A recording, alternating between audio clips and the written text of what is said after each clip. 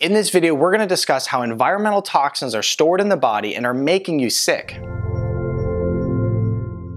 Hi, I'm Dr. Zarowski from NewVisionExcel.com. If you're new to the channel, as always, it is such a pleasure to have you here. Be sure to subscribe, hit that little bell notification to join our notification community, and I'm going to help you excel your health and your life. In this video, we're talking about environmental toxins, toxins in your body. You know, you come across hundreds of environmental toxins every single day that are coming in contact with your skin and your body in general. Now, the skin is the body's largest organ, so when it gets on the skin, it gets within you.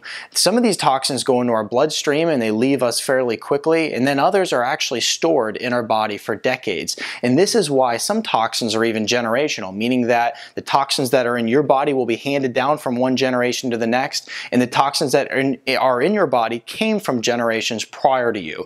So let's go ahead and talk about where these different toxins are stored, and then I'll give you some idea as to how you can get rid of them. Now, the first place that our body likes to store toxins is in the body fat. Now, let's break that down a little bit further. First of all, there's the belly fat, okay? This is why when people who are trying to lose weight, they oftentimes become very toxic. People who lose a lot of weight, in many cases, they look great because they lost the weight. But the problem is, too, is you can see dark bags around their eyes. You can tell that in a way that they've become unhealthy even through the weight loss.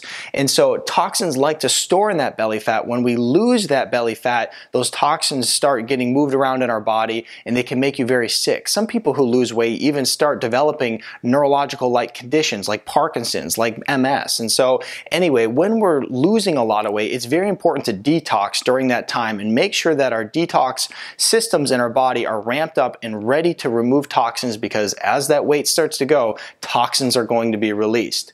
The other place that our body will store toxins is going to be in the visceral fat. So this is the bad fat that's surrounding the organs. When the toxins are stored in that visceral fat on the organs, it's only going to make those organs sick and make those organs unhealthy.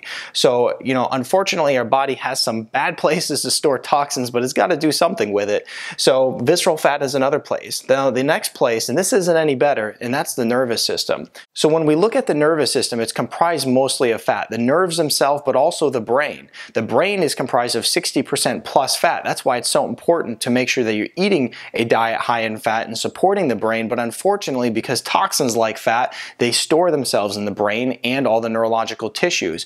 Specifically, mercury is a big one. So, you know, those amalgam fillings in your mouth, or maybe that mercury that was handed down from mom, well, that likes to store itself in the deep tissue in the brain.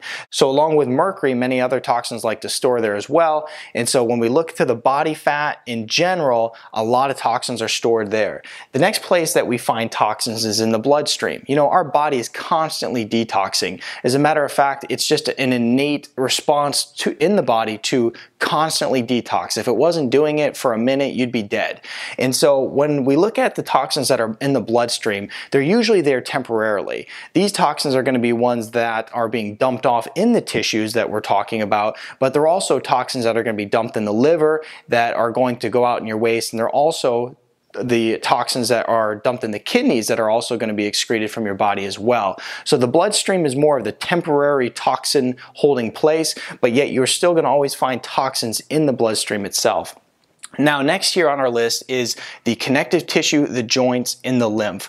You know, the body, once again, likes to store toxins, and I'm going to give you a couple examples that are more practical to have this all make sense. So, for example, connective tissue and joints. When people start exercising a lot, typically they'll start dumping a lot of toxins, and typically these same people are dumping toxins from the fat. So that's why when you see some people start exercising, they can even become more unhealthy. And though exercise is a completely healthy thing to do, don't get me wrong there, for some people, they need to take a step back and make sure that their detox system in their body is ramped up and functioning well before they start dumping toxins, because you're going to see tissues dumping toxins and the joints dumping toxins as well. And the reason that the toxins get stored in these tissues is just due to a lack of mobility. People working desk jobs, sitting in desk chairs all day, driving to and from work, and just not moving enough. And a lot of these same people aren't exercising as well.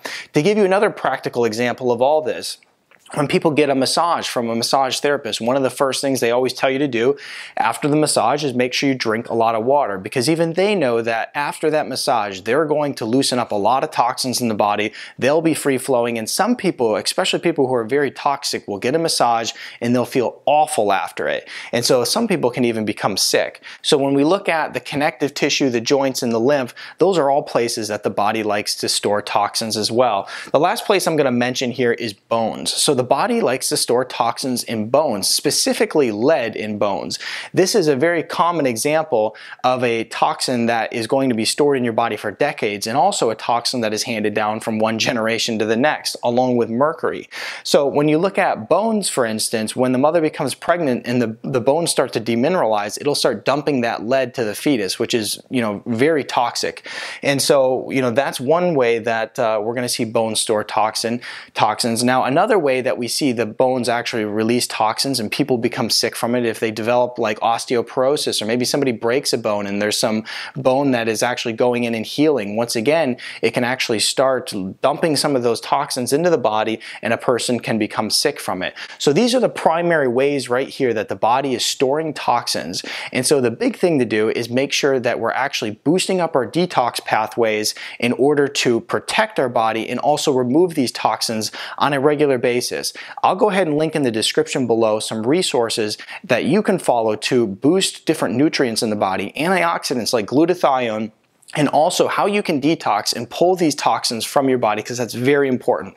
Other than that, be sure to give this video a thumbs up, share it with your friends, subscribe to my channel because I'd greatly appreciate that, and then check out my other videos on toxicity and detoxification. I'll see you in the next video.